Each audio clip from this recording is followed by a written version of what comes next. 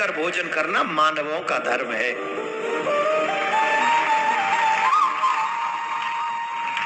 कुछ साइंटिफिक बातें मैं आपको बता देता हूं। जब आप इस सुखासन पर बैठकर भोजन करते हैं तो आपकी पाचन क्रिया एकदम स्ट्रांग हो जाती है।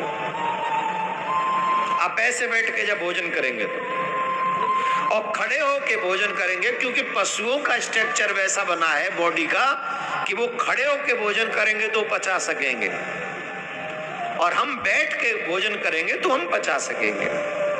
दुर्भाग्य देखिए, मानव बनकर आए हैं, पशुओं जैसा व्यवहार करते हैं। चमड़ा शुद्ध होता है क्या? शुद्ध, जोर से बोलो। अशुद्ध। भाई लोग कभी बेल्ट उतारते हैं भोजन करने से पहले, जो पैंट में बांध रखी होती है? जवाब दो। इवन कितने लोग तो अभी भी पैंट पहन के बैठे हैं और बेल्ट बांध के बैठे, और वो बेल्ट चमड़े की होगी। करके आ रहे हैं, बोले कथा सुन रहे हैं। अभी शुद्धता है क्या? शुद्धता है? जवाब दो। और एक जगह में कथा करने गया, वहां जूतों को नीचे रख के आसन बना के उनके ऊपर बैठ के कथा सुन रहे। भैया आपने तो कुर्ता पजामा पहना था, आप कहां चले?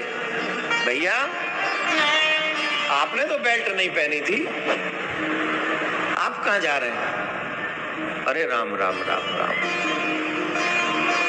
तो हम कहां थे? हम शुद्धता की बात करें। शुद्धता है, माता बहन रसोई में चप्पल जूते पहन के रोटी बनाती और फिर कहती मेरे पति की ना बुद्धि शुद्ध नहीं रहती। किस किस देवी को लगता है कि मेरे पति की बुद्धि ठीक नहीं है?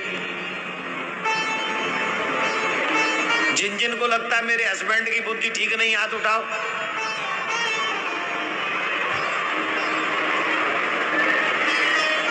अब पति देख रहे हैं इधर, कहीं मेरी वाली तो नहीं उठा लिया। और हर पति को पता है कि उनकी बुद्धि कैसी है। देखो, पति की बुद्धि खराब करने में, बच्चों की बुद्धि खराब करने में हमारी रसोई का, आप लोगों ने कहावत सुनी होगी, जैसा खाओगे अन्न वैसा होगा। तो अन्न कैसा खा रहे हो ये सोच समझ के आपको बात करनी पड़ेगी। इसमें पवित्रता, रसोई में पवित्रता बहुत जरूरी है। हम आग्रह कर रहे हैं, आप हमारे आग्रह को स्वीकार करिए। रसोई में चप्पल जूते नहीं जाने चाहिए। रसोई में झूठ बिटार, कितने लोग ऐसे प्लेट लेके रसोई में खड़े होके खा रहे होते हैं। पत्नी वही रोटी सेक रही है, पति वही ठाड़ो भैंसा की तरह वही खा रहा हो। तू को है, भगवान ने मानव बनाया, तू बैठ खा ले, वही ठाड़ो रसोई में। अच्छा, पत्नी इसलिए सुखी है कि मुझे अब इसको देने नहीं जाना पड़ेगा, और पति जो हमारे सुखी है कि वो चूल्हे पे तो उतर उतर के मिल रही है। दोनों ही खुश है। ये भूल गए कि रसोई अशुद्ध हो गई, झूठी हो गई। अरे हम ढक के रखते थे, किसी की नजर न पड़ जाए। दो तीन चीजें हमेशा पर्सनल होनी चाहिए, बहुत छुपी हुई। एक भोजन, ध्यान से सुन लो, कोई नहीं बताएगा तुम्हें आज के जमाने में। इसीलिए कहता हूं बच्चों को लाया करो कथा सुनाने। एक तो बच्चों को लाते नहीं हो, एक आध आ भी जाए तो वो मोबाइल में लगे रहते हैं। फिर कहते मन नहीं लग रहा था। मन कहां लगे हुए? लग तो रहती है मोबाइल रूपी जीजा में तेरो। जो यहाँ आए, मैं उनसे नहीं कह रहा हूँ, आप सब तो देवी देवता, मैं तो उनसे कह रहा हूँ जो यहाँ नहीं आए। मैं कहा था, दो तीन चीजें बहुत छुपा के रखनी चाहिए। पूछो क्या? पूछो कौन कौन सी चीज छुपा के रखनी चाहिए? भोजन छुप के करना चाहिए। किसी को भी ये न पता चले कि तुम भोजन में क्या क्या खा रहे हो। गरीबी भी छिप जाएगी, अमीरी भी। भजन भी छुप के करना चाहिए। आप कितना भजन करते हो, दुनिया में ढिढोरा पीटने की कोई आवश्यकता नहीं। जितना भजन छुपा हुआ होगा उतना ही आपके लिए पावरफुल होगा, जितना छुपा होगा।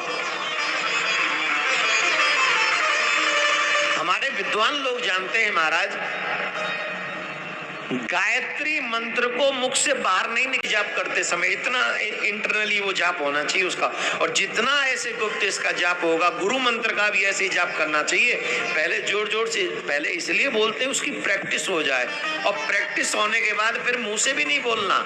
ऐसा करो कि मन अपने आप वही मंत्र जाप करता रहे, और जब मन से वो जाप होता रहेगा सिद्ध हो जाएगा, आपको तुरंत सिद्ध हो जाएगा वो मंत्र। भोजन छिपके करें, भजन छिपके करें, पैसा छिपा के रखें, और स्त्री को पर्दे में रखें। अब इस बात से थोड़ा सा, पर्दे माने ज्यादा स्त्री का। अभी इस बात को लोग लाइक नहीं करेंगे, आखिरी वाली को, तीनों को तो शायद कर भी ले, लेकिन इस बात को डिसलाइक करने से पहले ईमानदारी से आज के माहौल को देख लेना। बस हमने जब से मर्यादाओं का उल्लंघन किया है, तब से न पति सुरक्षित है न पत्नी सुरक्षित है। अब बताओ हम गलत कह रहे हैं क्या? बोलो। हर दूसरे तीसरे आदमी का बॉयफ्रेंड, हाँ जी कि ना जी? जोर से बोलो। अच्छा, शादी के बाद भी बॉयफ्रेंड गर्लफ्रेंड होंगे तो ईमानदारी से बताओ घर चलेगा? जवाब दो। कितना भी छुपा लो, कितना भी छुपा लो, एक दिन तो बॉयफ्रेंड ही प्लानिंग करेगा ही करेगा कि तू यह मार दे और हम दोनों भाग चल रहे। घर टूटेगा, बच्चे दुखी होंगे। कब? जब हमने अपने आप को प्रदर्शित कर दिया। इन सब के पीछे एकमात्र कारण यही है, स्त्री, भजन, भोजन और लक्ष्मी ये पर्दे में रहनी चाहिए, जिससे बुरे लोगों की दृष्टि उस पे न पड़े और वो सुरक्षित रहे, भजन भी सुरक्षित रहे। 50-50 को 500 की गड्डी हाथ में लेके तुम निकल जाओ एक बार कथा में और फिर बैठ जाओ, गारंटी अगर तुम उन्हें बचा के ले जाओ तो।